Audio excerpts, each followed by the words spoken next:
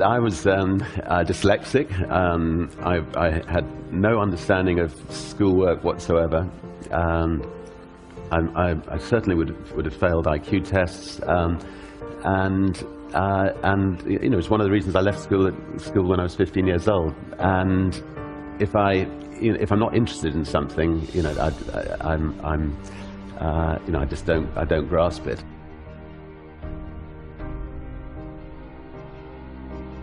I mean, there's a story about your mother allegedly dumping you in a field at aged 4 and saying, "Okay, walk home." And did this really happen? I mean, she was, you know, she felt that we needed to stand on our own 2 feet from an early age. So she did things to us which now she'd be arrested for.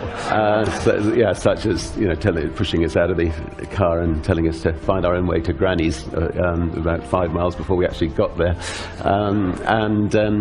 and making us go on, you know, wonderful long bike rides, and we're never allowed to watch television.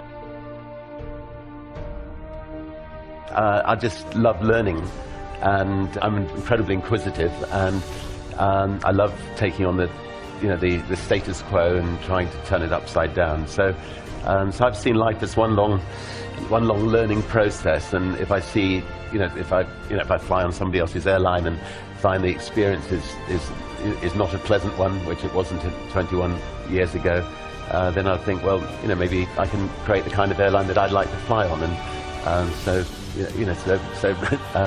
got one for second-hand 747 from Boeing and gave it a go. Well, I think that there's a very thin dividing line between success and failure. We were being attacked by British Airways. They were trying to put our airline out of business, and they launched what's become known as the Dirty Tricks campaign.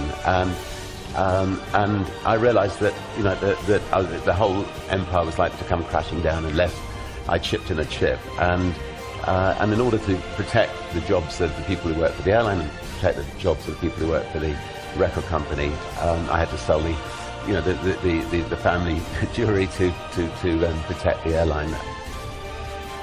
As it turned out, it proved to be the right move. But it was sad at the time, but we moved on.